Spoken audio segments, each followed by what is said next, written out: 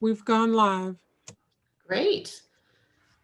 For those of you who are just joining us, just hang tight while we let people log on and we'll get started in a few minutes.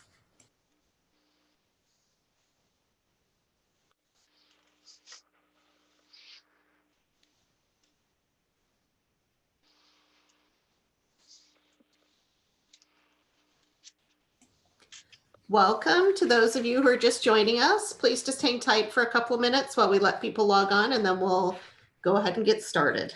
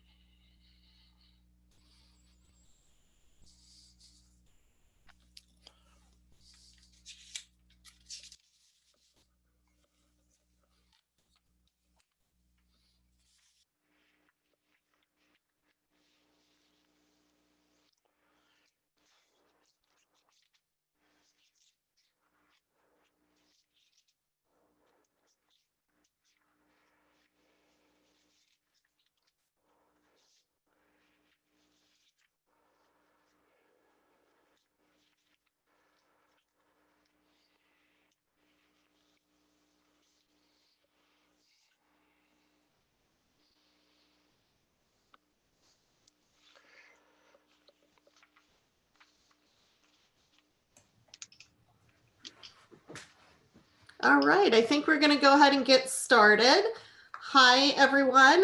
My name is Hilary Godwin, and I'm Dean of the University of Washington School of Public Health. Welcome to the biweekly webinar on COVID-19 for the School of Public Health. And today's special topic will be on the progress made by our practice partners to plan for distribution of COVID-19 vaccine in Washington State, as well as our school's contribution to state's vaccine logistics plan. Before we continue, I'd like to acknowledge that even though we are meeting via Zoom and many of us are calling from from our own homes, that we are all doing so from Indigenous lands. In Seattle, where many of us live and work, we are on the home of the Coast Salish people, the Suquamish, Tulalip, Duwamish, and Muckleshoot nations.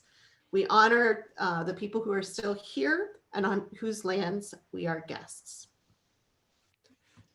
These COVID-19 webinars are designed to keep our community within the School of Public Health informed and connected as we work and study remotely during the pandemic.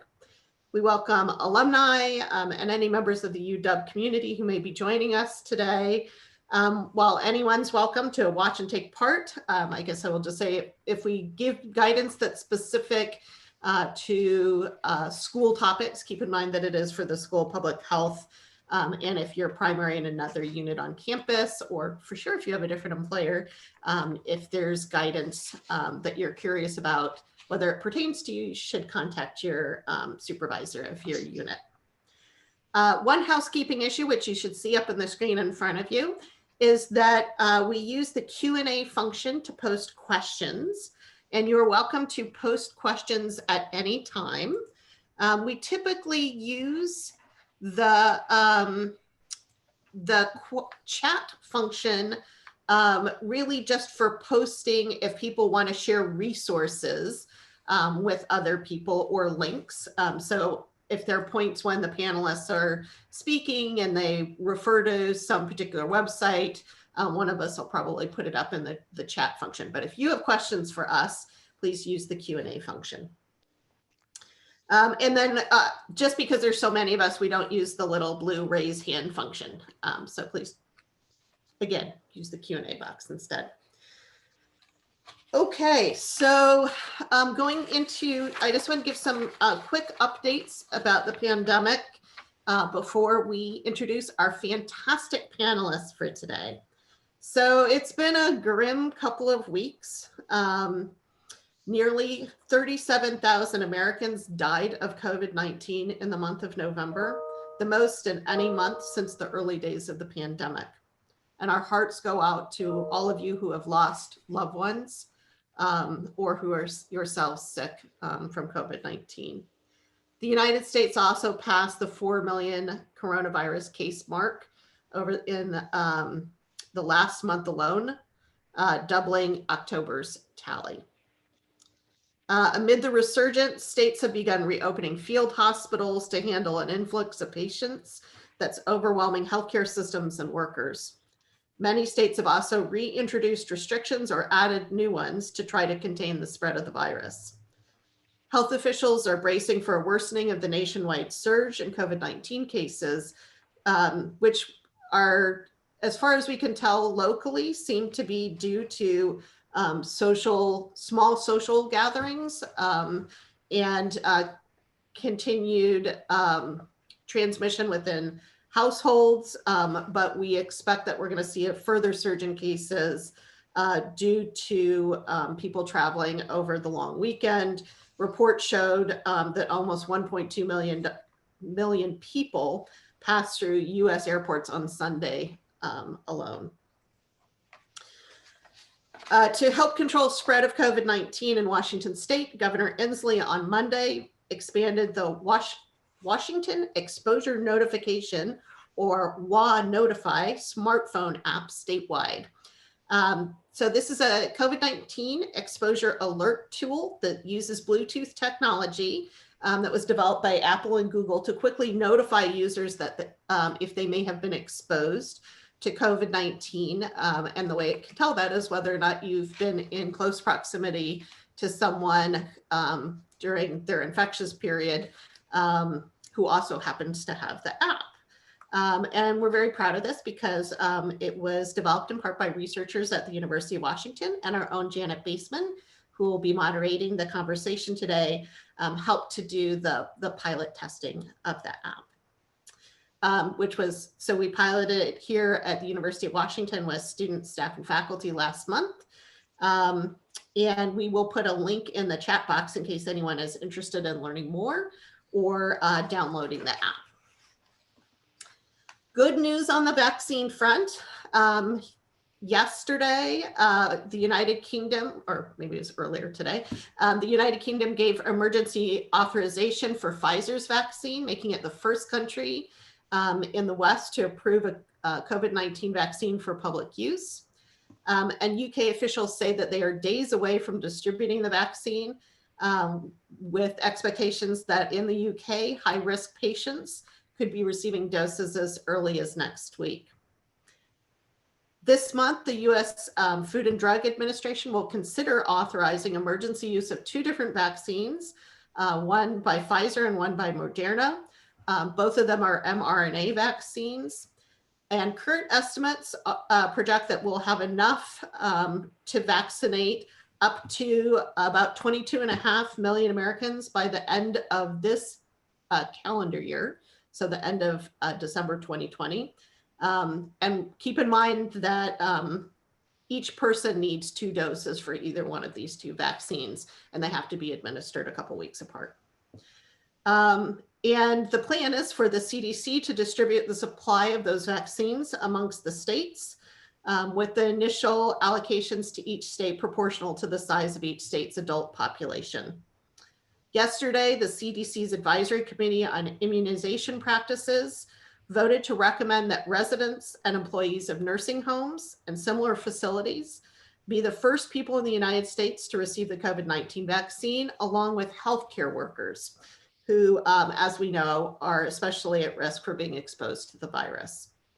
We expect probably later today for CDC Director Robert Redfield to announce whether to accept the recommendation from the advisory committee as the agency's formal guidance to states. And as many of you, particularly the public health people know, states aren't required to follow it because we're in a system of federalism where that's one of the rights. Public health is a right that's reserved to the states, but we do expect that most states will follow it. So each state has been busy developing their own plan, including our folks at Washington DOH and our local health jurisdictions. And so that's the topic that we're going to focus on today. So with that, I'd like to introduce Janet Baseman, who's going to moderate that discussion.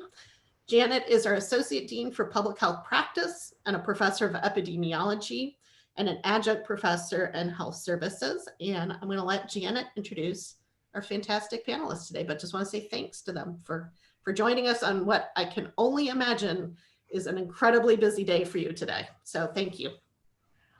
Thanks so much, Hilary. I'm really happy to be moderating the session today. And let's start by introducing our panelists for today. We have with us from the Washington State Department of Health, Michele Roberts, who is Acting Assistant Secretary in the Prevention and Community Health Division at Washington DOH. From Public Health Seattle and King County, we have Libby Page here, who is the Immunization Manager at Public Health. We have Professor Andy Stergachis, who is a Professor of Pharmacy and Global Health and the Director of the university's Global Medicines Program and Biomedical Regulatory Affairs Program. He is also an Adjunct Professor in Health Metric Sciences, Epidemiology and Health Services, an Associate Dean for Research, Graduate Programs, and New Initiatives at the UW School of Pharmacy. And I would be remiss if I didn't also add that Andy is the person who got me interested in public health emergency preparedness and response many, many years ago. So Michele, Libby, Andy, welcome to you all. What we're going to start with is a few questions that I have for the group. And then folks listening, you can start putting your questions for the panelists into the Q&A as soon as you're ready. And we'll try to get through as many of them as we can before the top of the hour. So as Hilary mentioned, we're all hearing so much in the news these days about what's going on the vaccine front, both here in the United States and all over the world. A lot of exciting news, but we probably are all knowing a little bit less about what's going on right here within our state of Washington. So I'd love, Michele, for you to kick it off. If you can tell us a little bit about some of the key features of our statewide plan for vaccine distribution and maybe talk a little bit about priority groups and a timeline, please. Great. Well, thanks so much for having me. It's great to be having this discussion, and this effort is going to take all of us. So it's all of you can be thinking about what's my role and how can I help?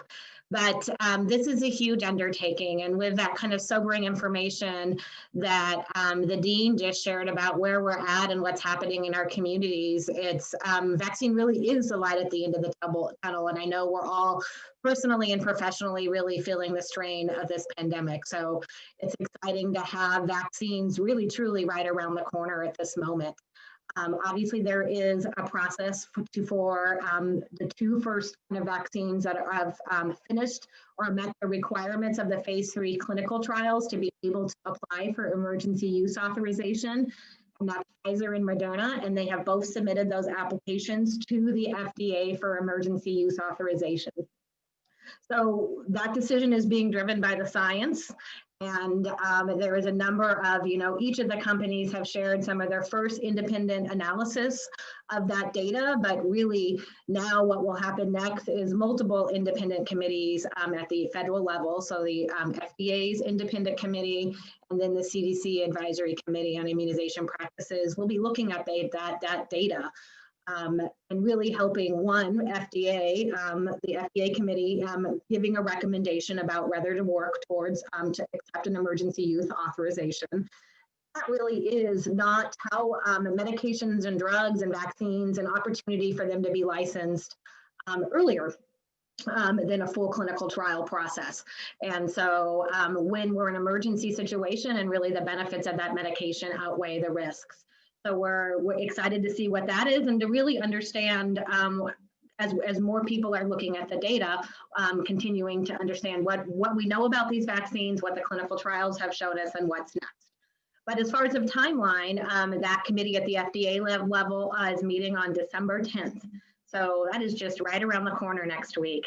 And, we'll just see what the recommendation is and how much time FDA needs to continue to make their final decision. And the Advisory Committee on Immunization Practices is who's really the gold standard recommendations on who should be getting vaccines and when. You know, they've started helping us think about prioritization, and they'll be making their final recommendations right around the time of FDA licensure. So those are all really important things that are coming. What it means for Washington State. So every state Department of Health is working with the federal government, you know, as part of kind of longstanding immunization public health infrastructure to be the implementer of that program. And we are responsible with federal guidance from everything from thinking through all the logistics, enrolling healthcare providers who want to be able to give this vaccine, to figuring out, as we understand what our allocation, how many doses of vaccine will we be getting from the federal government, and then trying to decide where to send those doses based on who's serving what types of populations and how that aligns with the prioritization of vaccine. We're also working on the technology to support that. Obviously, we all need to be accountable for this, for these doses of vaccine, understand who's getting them and when. And so making sure our data, our public health information systems are ready to go, that we're talking to healthcare providers, electronic health systems, and making sure what are any remaining barriers we have there. Things like working on communication, which I know we'll talk about later, and planning for how do we help give people the information they need about the vaccine to be able to make a decision to vaccinate themselves, or for healthcare providers also to make a decision to recommend vaccine. So there's a whole broad area of things that we're planning. As far as prioritization, there's still a lot to figure out for the whole entire vaccine campaign, but what we can really say is what's called phase 1A, or who will be the first groups to get vaccine. And that's really focusing on healthcare workers who are most at risk because they're either treating people with COVID or they're working with suspect COVID cases. And that could be anybody in those healthcare settings. So not just licensed healthcare workers, but maybe people who are working with specimens or cleaning ICU rooms, working the front desks when suspect cases are coming in. So all of those types of professionals in a healthcare setting definitely includes first responders like ambulance drivers, EMTs. The other big target group is residents and staff at long-term care facilities. We'll know more over the next several weeks around what order or what do we think will happen with the remaining groups. We've been getting lots of community input in partnership with local health and many other partners, especially from groups that are most impacted, either communities or different types of professional groups, really impacted by COVID or at risk for COVID. To help us, we've gotten a lot of community input to think about who should be getting vaccine when. And then we now need to see what kind of decisions the Advisory Committee on Immunization Practice will make through that order, about that order, and that will help us make those final decisions. That's great. Thank you so much for level setting there with us, Michele. I'd like to turn now to Libby to talk a little bit with us about how local public health jurisdictions will be coordinating with the state in kind of vaccine distribution and planning efforts. Yeah, thanks for having me, Janet and Michele, and all the other panelists. So as Michele said, the State Department of Health really is the lead agency responsible for COVID vaccine distribution, and local health jurisdictions play a supportive role in that. So we're coordinating closely with Michele and all the excellent team at DOH, I think on a daily basis, pretty much at this point, to really build the infrastructure that's needed for a successful COVID vaccine distribution and campaign in our county and other jurisdictions. Some of the specific responsibilities that we're focused on in King County, and I know other jurisdictions are as well, are things like planning tabletop exercises with different stakeholders. We're working with epidemiologists to identify and map the different populations that are recommended to receive vaccine at different phases of vaccine distribution. Understanding and reaching out to the healthcare providers in our community, especially considering non-traditional healthcare providers, to encourage enrollment in the COVID vaccine program and provide technical assistance to help them successfully enroll in the program. We're considering standing up our own vaccination pods and mobilizing a field vaccination team, particularly focused on providing vaccine for people who are homebound, homeless service sites, and those types of settings. And then finally, we're developing and implementing localized communication strategies with various stakeholders like healthcare providers, community, and other partners. It's really focused around building confidence in the vaccine. That's important. We're going to talk about that a little bit more later. I'd like to turn now to Andy. Andy, I know you've served on a lot of national advisory committees, international advisory committees related to various, emergency preparedness and response activities. I'm wondering, what do you think about when you think about lessons from history, pitfalls that we should be thinking about as things start to move along? Thank you, Janet, and thank you, Janet and Hilary, for inviting me to be part of this panel. It's very interesting. I'm just going to go back to the last pandemic that we encountered a little over 10 years ago with H1N1, which was a novel influenza virus, not a coronavirus. And the sorts of things that came up then and come up with virtually every response to a public health emergency pertain to communication challenges, tracking challenges, and the like. But I'd like to drill down a little bit. What we encountered back in 2009 was a limited supply initially of vaccine, which led to large crowds. Of course, we want to avoid large crowds in the context of the COVID-19 pandemic. So that was one challenge. Lessons learned were things like public health stepping up and providing timely, transparent information about where vaccines available and the nature of how. Also, phones were overwhelmed. And so, I think there's conversation about a call line and even appointment-based models, and the like. So that struck me as one of the lessons and hopefully lessons learned. Partnerships were really important. And I'm hearing that again as a result of listening to Libby and Michele and our vaccination plans going forward. And back then, public health thought beyond the agencies and medical clinics and partnered with pharmacies. And we actually turned into a national model in that regard.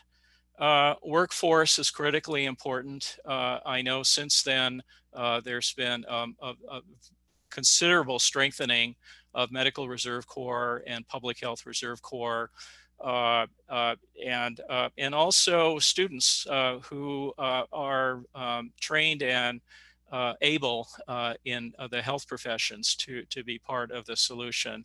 I guess the only other things I would mention in terms of lessons learned would be the importance of monitoring safety for understudied or non-studied populations, whether we're talking about pregnant women, children, and the like. And we learned a great deal even from inadvertent exposures that were tracked and information was disseminated in a timely way. Communicating with professional audiences. Some of the groundbreaking work, Janet, that you led has provided guidance for public health on how to best go about providing that timely communication. I guess the only other thing I would add is this is a research, and when I say research, I'm thinking more in terms of implications for practice, opportunity to learn as we go along, because things are going to be variable between jurisdictions, and I think there is the opportunity to not only help with training and the like, but also to document and build the evidence base going forward. This likelihood is this is not going to be the last public health emergency in our lifetimes. Thank you, Janet. I didn't say pandemic. Oh my! Oh, on that happy note, I listened to a press conference that Dr. Jeff Duchin, our health officer at Public Health Seattle King County, gave last week, and he made a comment about being concerned about resources, both the state level and at the local level, for kind of doing a robust distribution. This is to Libby or Michele, or whichever of you would like to comment. Are we resourced to do this work? Want me to start, Libby, and then she could add in from the local perspective. And I'll just start with, we're absolutely not resourced to do this work. The existing public health infrastructure is fragile anyways, and the immunization infrastructure is really set to support a public-private partnership of routine vaccination, not this massive where can we stand up a whole new vaccination program to vaccinate the entire population of the US if they're choosing to be vaccinated, over the next 6 months to a year. So it's incredibly challenging. And then all the work that needs to go in, some of what I was describing, to be able to pull that level of work off. I think we have received about $8 million from the federal government, but we estimate that we need at least 20 million more. And so, looking between the federal government and hoping that some of those log jams of talks may continue to unjam, and think about, will there be additional federal support for state and local response? In addition to continuing to the state legislature and state funding for our response, so we can do this. If we don't get additional funding, we will continue to do this work, but it will mean what's happening now, that other critical areas of public health work are stopped. So right now, and Libby can speak for the local level, the immunization office at the state is barely doing routine immunization work. And we know there's some big problems there we want to be focusing on, like, that childhood immunization rates have dropped. So we're still processing orders for childhood vaccines, but we're not doing the work to support providers in the way we need to be, and families to think about who's missing doses and can we get caught up, which, creates other risks. And that's happening across the entire public health system as we respond to COVID, that we are stopping routine areas of public health, of our broad, foundational public health work to focus on COVID response, everything from the disease investigation to, supporting the medical system to vaccine planning and response. I'll just say one other thing I think that's really important at the state or local level for this work is always that vial of vaccine, getting the vial and having the supplies is critical, but a vial of vaccine on a shelf in some kind of refrigerator is not going to solve this problem for us. And we talked about how we need the trusted communities, and people have questions and concerns about vaccines, especially a new vaccine. And we have really severe inequities we're seeing with this disease, and that's the result of decades of problems that now we're going to try to fix with vaccine. And building that kind of trust we need to do at local communities is really local health departments. Do they have those relationships? Who are the trusted managers? And how can public health support that? But we need staff to be able to do that. Yeah, I would echo everything Michele has said at the local level. There's only so much stuff to go around. So we're constantly moving folks, redeploying and reassigning from testing to contact tracing to vaccines. And it's just not enough. For King County, we've scoped out over 30 positions that would be needed to successfully roll out COVID vaccine just in our county, upwards of $4 million and just staff FTE, not even taking into account the other supplies that would be needed to stand up pods and these sorts of things. So when you think of those broad buckets of vaccine distribution, administration, that huge lift of promoting and educating and community engagement, providing technical assistance to providers, and then the data management piece, it's going to be a heavy lift. Yeah, the only thing I will add is that through engaging partner organizations, it does allow for bringing others into the fold to help address, the critical need for getting the vaccines out to people who, and one group that has stepped up accordingly and demonstrated their value in that regard are community pharmacists. And but keeping in mind that people who are also in need of vaccine are also in need of their medications as well. So, you know, it's going to be a balancing act, but it's going to be also all hands on deck. And I think I'm hearing that from both of you as well. Yeah, thank you all. You know, I'm used to watching public health systems be under-resourced and have to pivot to kind of meet a need, but I'm actually struggling to see that we even have enough people to pivot to this problem right within any given immunization program at the state or the local level. So it kind of feels a little extra big to me. Okay, thank you all for that. I'd like to talk a little bit about communications and education. We have deep and justified trust issues that some communities have with the healthcare system, with the government in general, specific to vaccines in particular.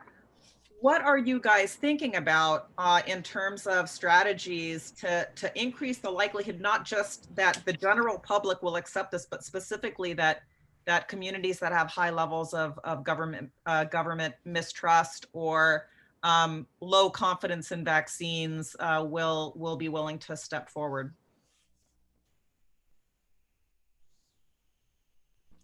Libby, would you like to start?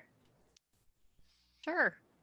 Yeah, I agree that, I mean, this may be the most critical component, I think, of our strategy. It's just going to require an extremely robust effort to address the volume of misinformation, rumors that we see on social media that I think drive some of the concern, and to keep pace with the fast changing, the reality of the fast pace of the vaccine trials and approval process, and to communicate about how the approval process works for the general public.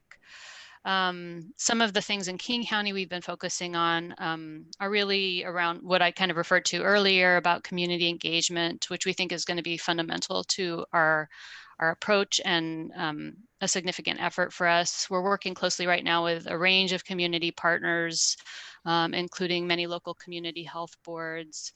We're planning listening sessions so that we can better understand community concerns. And then we're really focusing on, as you alluded to, Jenna, the communities that are disproportionately impacted by COVID, and also in light of the history of racial trauma that has been a theme of our medical system among Black, Native, Indigenous people and other people of color, just a recognition of the trauma they've experienced in the medical system and public health system. So it's going to take we just recognize that it's going to take time to build trust, and will be a critical first step for us. We're working with community partners, recognize they're going to play an important role in not only informing our communication strategies, but developing their own communication strategies. So we're pushing out funding to small-based community organizations to build their own campaigns, and to resource community navigators to start spreading, messaging around COVID vaccine. And we really laid the groundwork for that during the flu season, which is still active. But we work very closely with community navigators to share information about flu vaccine, to make flu vaccine available in churches, community centers, other non-traditional settings for vaccination.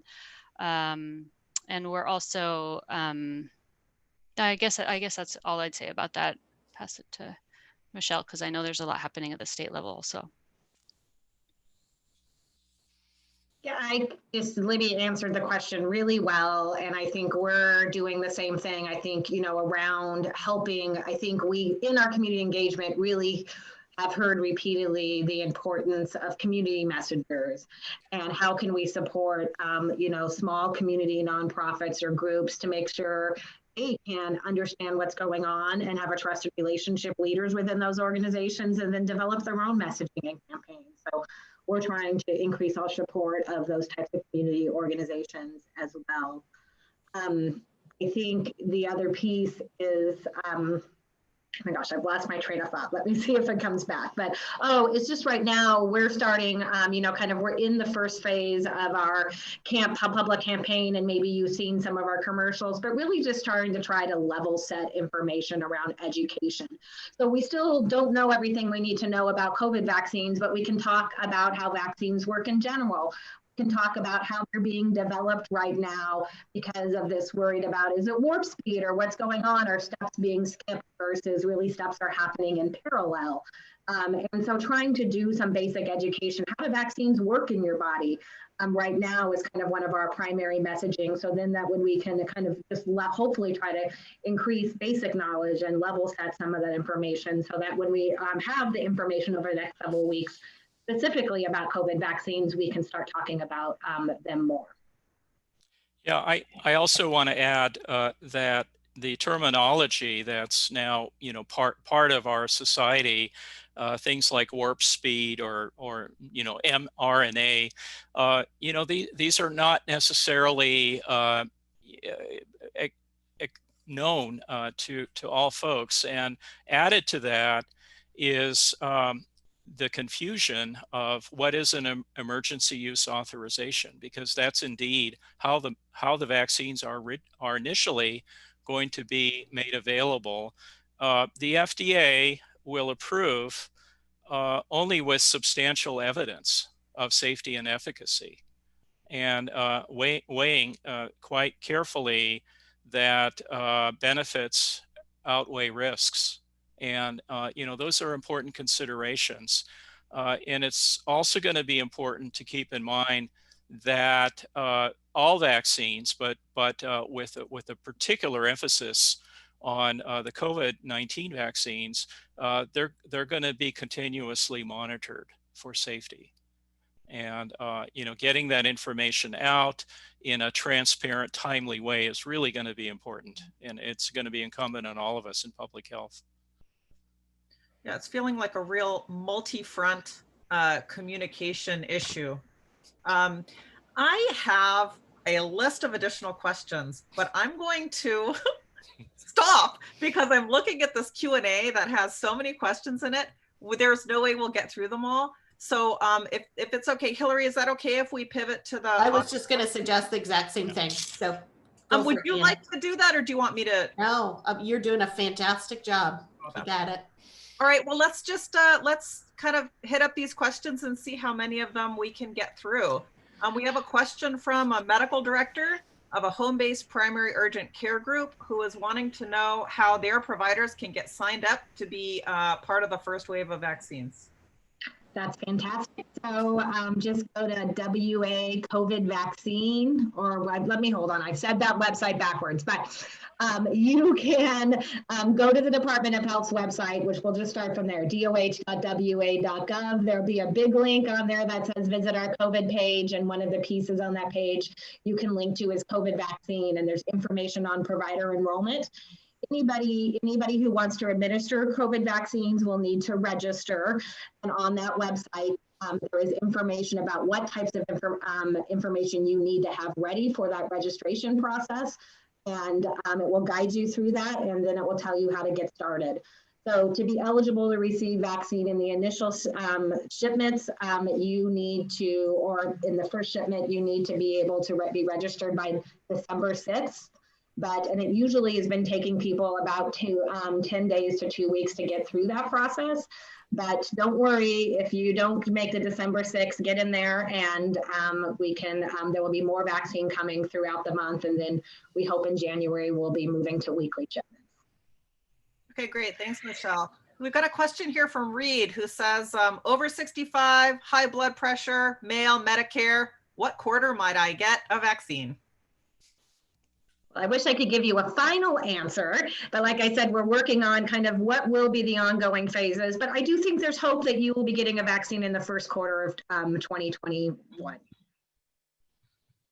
So for those of you who posed WA Notify app questions, I'm not going to answer those, but if you want to email those to me directly, jbaseman@uw.edu, I'd be happy to answer those for you. Maybe this is a question for Hilary. Do you know if UW health science departments are going to require the COVID vaccine? Yeah, great question. So active topic of conversation for us here at the University of Washington is whether we will have requirements for people to be vaccinated. I think if you are working in the UW medicine healthcare system, that's a separate question for you. And I would say probably more likely that there would be a requirement for that sooner if there's going to be a requirement if you're a healthcare provider. And I would say the other group that I would say, if I had to guess, would be likely to be required would be our health sciences students who are already required to have multiple vaccinations. Those are the two groups that seem most likely to me, but we're still in active conversations about that. All right, we've got a question here from Ellen. It's a long one. I'm going to try to summarize it, and maybe Andy, this is something that you might have some thoughts on. So the question is about lack of longitudinal studies of the vaccines. Ellen is disturbed that administration of the vaccines will create a population of guinea pigs, basically. And what if there are life-threatening outcomes associated with getting this vaccine? And doesn't prioritizing vaccine distribution to diverse populations put them at risk first of these potential adverse outcomes? Yeah. So emergency use authorization is not experimental use authorization. What the FDA advisory committee of independent scientists and other health professionals, as well as the CDC's independent body, will be doing is looking very, very carefully at all the data. And the data include from the trials at least 2 months of follow-up from last vaccine dosage. So that number was selected to try and understand the likelihood of the kinds of adverse effects or side effects that that could potentially be associated with an immunization or a vaccine. The sorts of things. First of all, let me say that the independent data safety monitoring boards that do oversee the trials, they have not reported serious safety concerns. So that's important to point out, that generally speaking, the vaccines have been well tolerated in the population studied. Now, with respect to the possibility of any rare side effects or events, we have systems in place in this country as well as internationally to monitor and evaluate the safety of all vaccines, including the COVID-19 vaccines upon release. So there is some reassurance in the fact that there are these independent groups poring over the data, including the raw data, to understand as well as possible safety as well as efficacy. And we have mechanisms in place to pick up any sort of concerns that might potentially arise at a later date. Thanks, Andy. I'm going to skip around a little bit to kind of so that we hit on a bunch of different themes. I've got an interesting question here from Liz about vaccines being approved for school-aged children. I was struck that it looks like the vaccine wasn't being tested in children under the age of 12. So maybe Michele, do you have thoughts about this question? Yeah, there is only one clinical trial going on right now in phase 3 for adolescent children. Otherwise, all the other data we have is 18 and older of the that's where vaccines are being studied. So it's going to be a while before we have a vaccine for children. I don't know, Andy, if you're following timelines, or Libby, anything else closer, but I don't have an estimate yet. I do not, and I think the general principle is there could be enough differences in terms of immunological response that the important thing is to have those studies done, but I don't have a good sense of when they're going to be done, finished. Libby, do you know? All right, let's put this next question. Let's put this next question to Libby. This is a question from Scott, who is an infectious disease epidemiologist and is specifically asking for Public Health Seattle King County or DOH response to this question. Scott has been implementing vaccination programs in Africa for 15 years. We are 9 months into the COVID pandemic. Why have we not utilized existing strategies of mass testing and rapid contact tracing to control coronavirus transmission? It seems that we have given up to wait for a magic bullet of vaccines.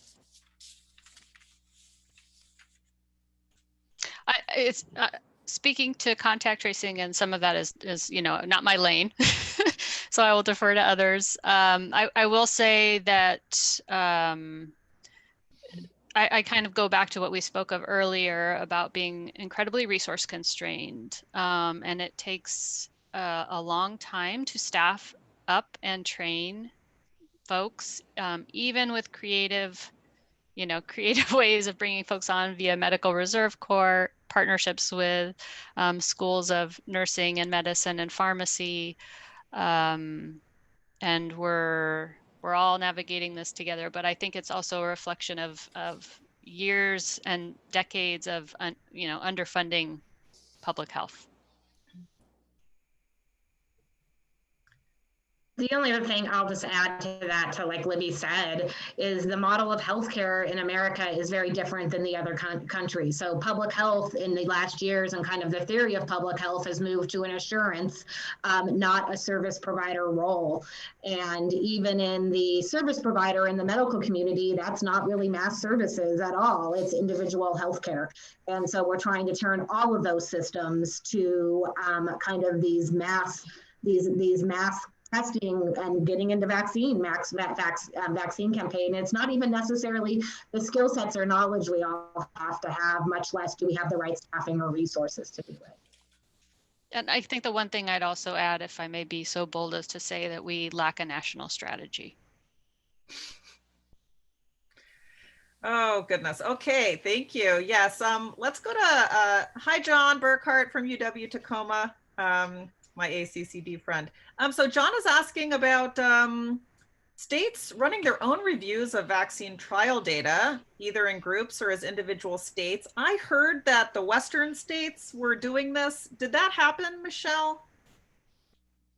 We are doing that. So yeah, Governor Inslee made a decision just to, because of just how political the conversation had gotten and other things, just to making sure there was another independent set of eyes on that. It is not to replace the FDA process. We won't have access to the same information, but we've joined kind of a Western state effort that California had started. So they are the lead, and Oregon and Nevada have also joined. So we have 2 members on that committee. One of them is formerly of UW, Dr. Edgar Marcuse is one of the Washington members. John Dunn is the other, who's one of the preventative medicine directors at Kaiser Permanente of Washington. But yep, that group working through their process and starting to look at the information that's available.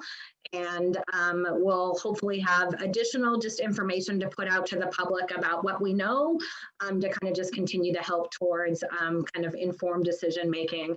That information, we think all of that should be out within a couple of days of all these ACIP and FDA processes. So it should not delay vaccine by more than a day or 2. Great. So we've got a question from Carrie. Asking about whether her father, who has an immune condition, would need to ask a provider in order to get into one of the early vaccination groups. Well, so that the people who've got high risk conditions, they'll be in kind of the later phases of vaccine. I mean, after we get through these first groups, kind of the 1A groups. We believe, I mean, how we would like this to happen, especially in the conditions, kind of the scenario that was outlined, is that your father's healthcare provider should be screening as the state and local governments giving them out guidance. Now it's this group's turn. You know, here's the kind of high risk people we're looking for. That in that scenario, your father's provider would be reaching out to him to say, now it's your turn. Here's the options of when you can come in and get vaccinated. And then also, what are the other options if they can't get into the regular care provider, like at pharmacies or other places where those people can be referred. Great. This is an interesting question. Somebody's asking about whether occupational, physical, and speech therapists would be included with healthcare providers. And this is a question I have also. Within the healthcare provider group, is there prioritization of people who are more likely to be seeing COVID patients or suspected COVID patients? Kind of how broad is that definition of healthcare provider for that phase 1? Yeah, and we try to say workers in healthcare settings too, to kind of just say it's all kinds of people in the settings, but it is really on, are you working with or either COVID patients or with people who have suspected COVID? And that's going to be kind of one of the drivers. And the department will be putting out kind of guidance about the different types of healthcare workers to kind of help further define that. But if you're working with patients who maybe already have been screened for COVID, before you're providing services, not in the first round probably, they really want to save those doses for the people who are most at risk, because they're either serving people who we know have COVID or helping support suspect cases, you know, whether that's in diagnosis or, you know, so testing or other supports. That's great. I'm like trying to scan this list to see if we can hit on anything else really interesting. Libby, I've got a question I'd love to hear from you all, because I know Public Health St. Elkin County thinks so much about, you know, equity and homeless populations in King County. Here's a really interesting question. Given this 2-dose regimen, how would you think about tracking homeless populations in, you know, kind of their vaccines over that regimen? Yeah, it's such a great question, and it's been the topic of discussion amongst our team and Healthcare for the Homeless program. In King County, we're very fortunate to have a team of amazing team of public health nurses who have been providing flu, hepatitis A, and hepatitis B vaccines to people experiencing homelessness for almost 4 years now. And I will say in that work that it's all relational. It's taken that much time to build trust with a very vulnerable population that has high distrust of the healthcare system. And we feel like we're especially well situated to be providing COVID vaccine in those settings. We have a routine schedule of visiting I can't even tell you, more than dozens of homeless service sites throughout King County. And our plan right now is to continue that rotation and scale up that rotation to be, you know, providing vaccines all the time at all the homeless service sites, leveraging resources with our mobile testing team that's also providing services at homeless service sites, our mobile medical van. And then one thing we're considering is incentivizing returning for the second dose as one strategy to ensure that folks are especially motivated to complete the series. Great. And then we've got a question about vaccine distribution providers. I know, Andy, you have some colleagues doing research on community pharmacy distribution. What do we all foresee here for kind of, once we get through the initial phases, for just the general population? How are we going to obtain vaccine when it's our turn to step up? Well, it gets back to the planning that's going on now to ensure there is multiple ways in which the public can get their COVID-19 vaccines. So the agreements that were referred to earlier are with multiple types of organizations and types of providers. And so I think that it comes down to you know, knowing where to go for your vaccine, and whether it's a community pharmacy, the clinic, one of the distribution sites perhaps that the local health departments is setting up. I think it's going to be a matter of using our media in an effective manner, not only to address issues that are really critical, like vaccine hesitancy, but also to inform individuals as to where they can go and what to expect, when they go there. I hope I answered the question. So it's going to be widespread, I believe. Yeah. Okay, I'm looking at, there are several questions about this freezer, the deep freezer situation. Can anybody comment on dry ice availability, freezer availability, just so we can kind of hit all of those? You're all smiling because it's like such a big thing these days with the Pfizer vaccine. Libby, do you want me to go or do you? So yeah, the Pfizer vaccine presents some unique challenges. So that vaccine has to be stored at ultra cold storage temperatures, -70 to 80 degrees Celsius, which is different than we have other frozen vaccines that are routinely used, but they're more at a different temperature. So, and just kind of more of your normal refrigerator. So this is specialized equipment. So one, we've been working to figure out who has that existing equipment, because it's not routinely used for storage of vaccines. So we've been talking to pharmacies and hospital systems and others to understand how much do they have this equipment, how many doses of vaccine could they store, what's the storage capacity, thinking about purchasing new pieces of this equipment, though there's been a run on these types of freezers, and the initial guidance from CDC was don't. And the reason for that is because Pfizer has worked on a packaging solution that's going to help us get through 15 days and then another 5 days in the refrigerator. So 20 days of being able to safely store that vaccine if you don't have this specialized type of freezer.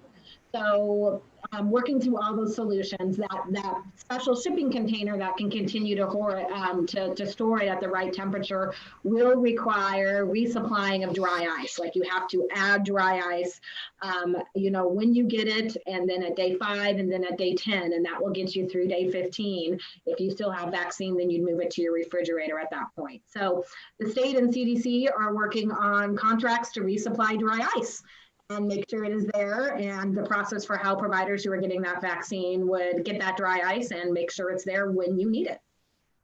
And quickly, Moderna's is more forgiving than that. Thankfully. Let's see if we can fit in one more question before we wrap up from our own chair of the Department of Global Health. Judy Wasserheit is asking a really interesting question about a challenge in convincing people to continue to physically distance and wear masks. And how are you all thinking in public health about this dual vaccine, non-pharmaceutical intervention messaging that we're going to need for a while moving forward?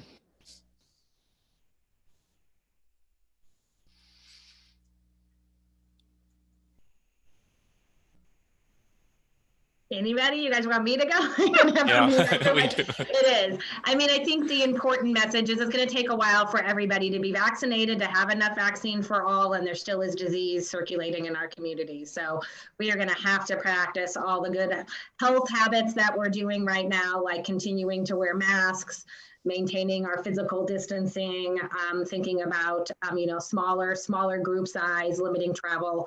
All of the things will continue well into 2021 as we have enough vaccine supply to be able to vaccinate a good portion of the population. Yeah, and just to add, a large proportion of the population needs to be immunized before transmission is substantially reduced.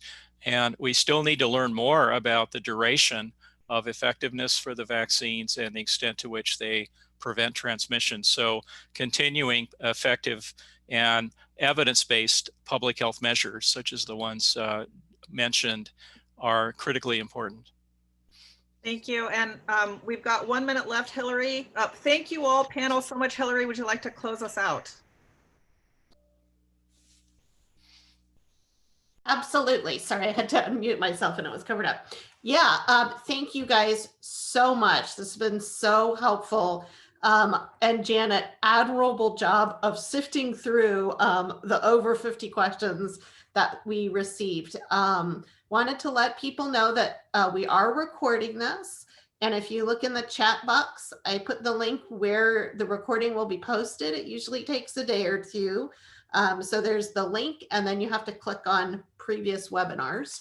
And we will endeavor to post not only the recording, but also written answers to as many of the questions as we can develop written answers to, and have that in a separate document that you guys can download. So like I said, check back in probably 2 days, and hopefully we'll be able to get that for you. But thank you so much to everyone who joined us today, and especially to Janet and our fantastic panelists for all of your wise advice and all of the work that you're doing to get the vaccine rolled out. So thank you all. Stay safe and stay healthy. Thank you. Thank you.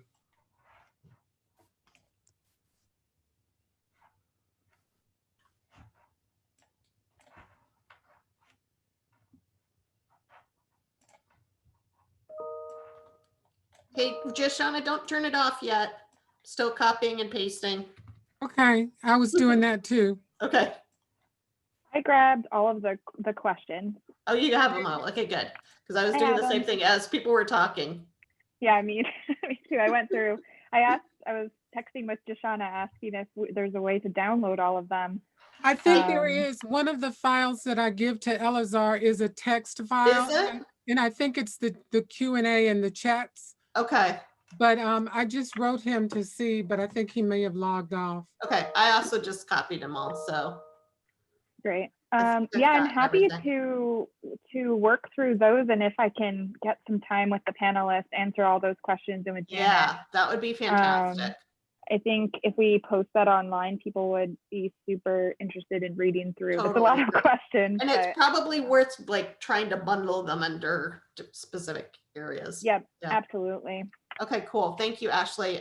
Yeah. There are some of them that I was like, yeah, I could answer that. So I would say take a first stab and then maybe send it to Janet and I, and we can probably do most of it. And then what we can't do, we'll get Michelle and Libby and Andy to do.